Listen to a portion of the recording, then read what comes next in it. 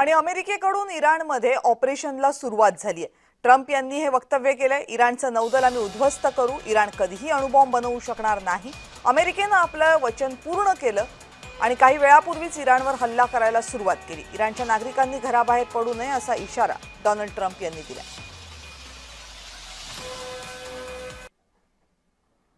आणि या संदर्भात बोलण्यासाठी आता माझ्यासोबत आहेत कर्नल निवृत्त अभय पटवर्धन सर। अभय सर नमस्कार।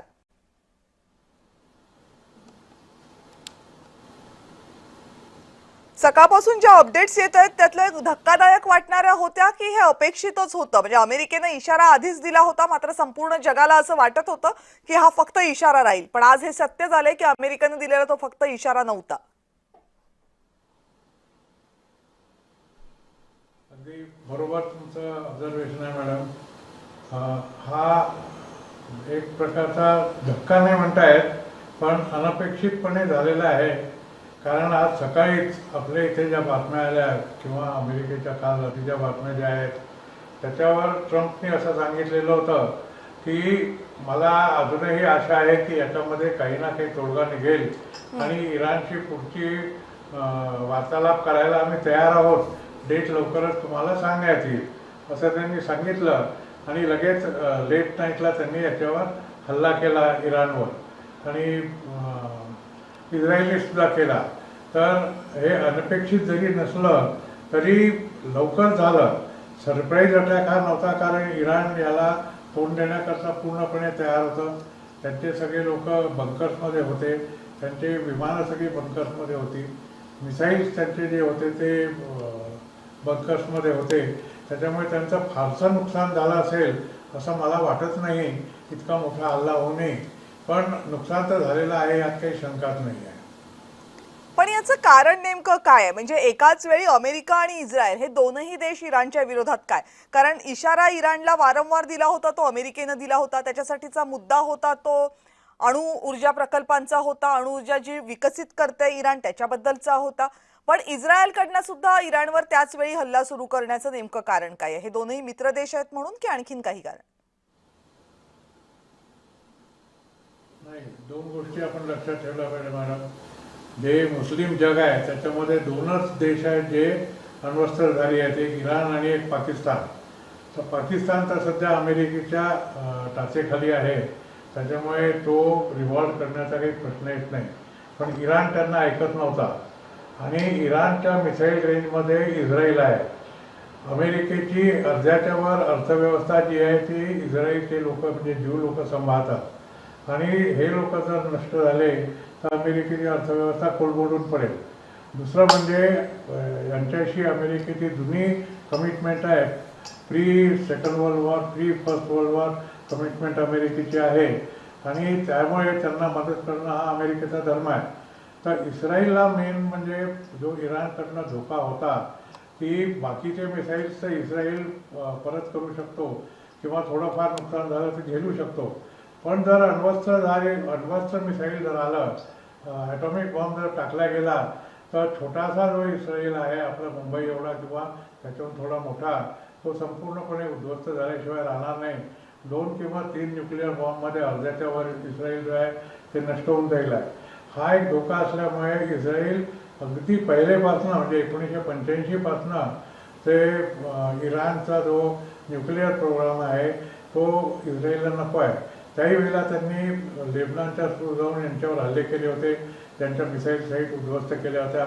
मागच्या वर्षी पण त्यांनी असंच केलं, हमासच्या युद्धानंतरही त्यांनी असंच केलं। तर त्यामुळे इस्रायलच्या हिताविरुद्धात आहे की इराणकडे न्यूक्लिअर वेपन असावं।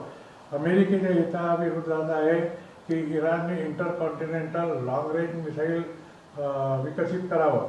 इराण याच्या अगदी टप्प्यावर उभा आहे, ते जर मिसाईल यांचं आता त्यांनी एक अँटी शिपिंग मिसाईल विकसित केलं आहे।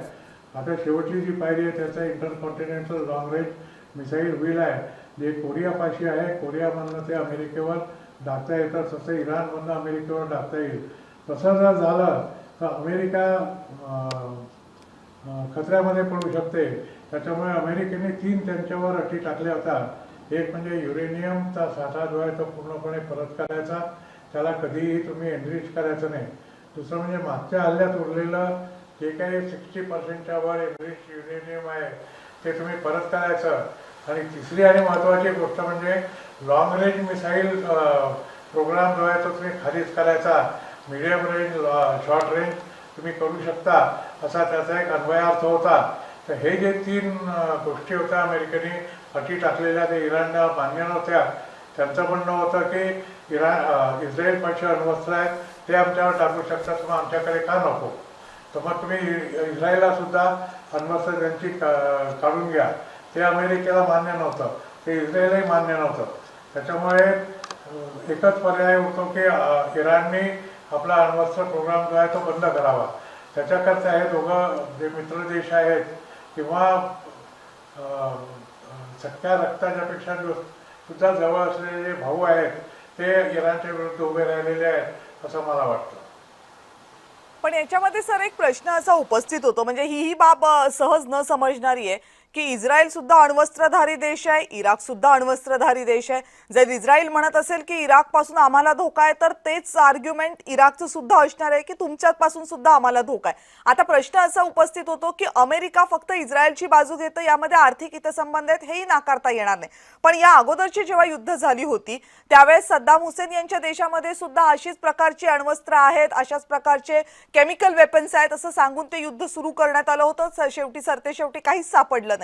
आता जेव्हा इराणच्या बाबतीमध्ये अमेरिका तशीच पावलं उचलते त्यावेळेस खरंच काही पुरावे जगाच्या समोर ठेवले गेलेले आहेत की हे अमेरिकेचंच नॅरेटिव्ह आहे की इराणकडे या अशा प्रकारची शस्त्रास्त्र आहेत म्हणून.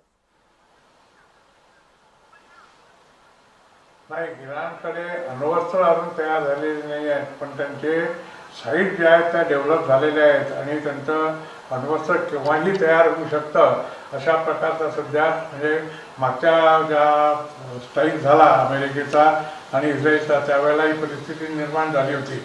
तर त्यावेळेला हे सांगण्यात आलं की त्यांचा कार्यक्रम जवळपास 5 ते 10 वर्ष मागे गेलेला आहे. कारण इस्फहान आणि तेहरानमधल्या दोन्ही ते त्यांच्या ज्या न्यूक्लिअर एस्टॅब्लिशमेंट होत्या त्या अमेरिकेने उद्ध्वस्त केल्या होत्या असं त्यांचं म्हणणं होतं. पण त्यांना आता ही खबर लागली असणार आहे की त्या पूर्णपणे उद्ध्वस्त झाल्या नाही. तिथे जे युरेनियम होतं ते शाबूत आहे आणि इराण त्याचा उपयोग अण्वस्त्र तयार करण्याकरता करू शकतो. कारण जे सॅटेलाईट पिक्चर्स आलेले आहेत उपग्रहाचे पिक्चर्स त्याच्यामध्ये हे आलेलं आहे की मागच्या वेळेला जे काही त्यांचे नुकसान झालेलं होतं तसे टनेलचे दरवाजे तुटलेले होते, त्यांची क्षेपणास्त्राची तळं होती, मिसाईल बेसेस त्या उद्ध्वस्त झालेल्या होत्या. तर नवीनतम उपग्रहाच्या पिक्चर्समध्ये असं दिसून आलेलं आहे की ते टनेलचे दरवाजे सगळे मोकळे झालेले आहेत, आतमध्ये जायला रस्ता तयार झालेला आहे, सगळी क्षेपणास्त्राची तळ आहेत ते पूर्णपणे परत बांधण्यात आलेले आहेत आणि या 1.5 वर्षामध्ये इराणने जे काही त्याचं नुकसान झालेलं होतं ते भरून काढलेलं आहे. त्यामुळे परत एकदा इराण न्यूक्लिअर वेपन बनवायच्या मार्गावर होता आणि ते त्यांना थांबवायचं होतं, म्हणून हा सगळा खटाटोप आहे. पण आता याच्यातनं मार्ग कसा काढता येईल? हा फक्त इशारा देण्यापुरताच राहील की हे युद्ध एस्केलेट होऊ शकतं असं तुम्हाला वाटतं? नाही, हे युद्ध ॲक्सेलरेट होईल आहे. कारण इराणने ऑलरेडी ॲक्शन घ्यायला सुरुवात केली आहे. त्यांनी इस्रायलवर जवळपास 100च्या वर मिसाईल्स आणि 200च्या वर ड्रोन्स लॉन्च केलेले आहेत. असं म्हणतात की इस्रायलच्या 4 शहरांवर हल्ला झालेला आहे, तिथे बऱ्याच मोठ्या प्रमाणात नुकसान झालेलं आहे. मध्य पूर्वेतील 8 अमेरिकन तळांवर इराणने हल्ले केलेले आहेत आणि हे हल्ले त्यांनी सांगितलंही होतं की अमेरिकेपर्यंत आम्हाला पोचता येणार नाही, त्यामुळे आम्ही अमेरिकेला त्यांच्या भूमीवर हानी पोचवू शकत नाही. पण अमेरिकेचे जे इतर देशांमध्ये तळ आहेत म्हणजे युरोपमध्ये झाले किंवा मध्य पूर्वेमध्ये झाले किंवा दक्षिण आशियामध्ये झाले त्या तळांवर मात्र आम्ही हल्ले करू शकतो, कारण ते आमच्या मिसाईल रेंजमध्ये येतात. तर ते त्यांनी आता करून दाखवलेलं आहे. मागच्या युद्धामध्ये त्यांनी कतारमध्ये आणि बेरिनमध्ये हल्ला केला होता, पण त्याच्या आधी त्या लोकांना कळलेलं होतं. त्याच्यामुळे अमेरिकन लोक तिथं सगळे निघालेले होते. फक्त काही विमानं आणि काही रनवे त्यांचे नष्ट झाले होते. पण यावेळेला त्यांना माहिती जरी असलं आणि अमेरिकेने आपले माणसं जरी तिथनं काढली असली तरीसुद्धा त्यांची संसाधनं तिथेच होती आणि ती नष्ट झालेली असणार यात काही शंका नाही. पटवर्धन सर, खूप खूप धन्यवाद तुम्ही दिलेल्या सगळ्या महत्त्वाच्या माहितीबद्दल. कारण ही अजून अपडेट होत राहणारी बातमी आहे। यामध्ये आता जगभरातल्या इतर देशांच्या काय प्रतिक्रिया येतात, जे देश यामध्ये आहेत त्यांच्या आणखीन काय प्रतिक्रिया येतात आणि काय माहिती येते, याच्यावर आणखीन पुढचं विश्लेषण आपल्याला करावं लागेल आणि त्यासाठी सुद्धा तुम्ही आमच्यासोबत जोडले जाल याची खात्री आहे। तुर्तास धन्यवाद तुम्ही दिलेल्या सगळ्या अपडेट्स बद्दल सर। आणि यानंतर या विशेष चर्चेमध्ये वेळ झाली इथेच थांबण्याची। पाहत रहा जय महाराष्ट्र।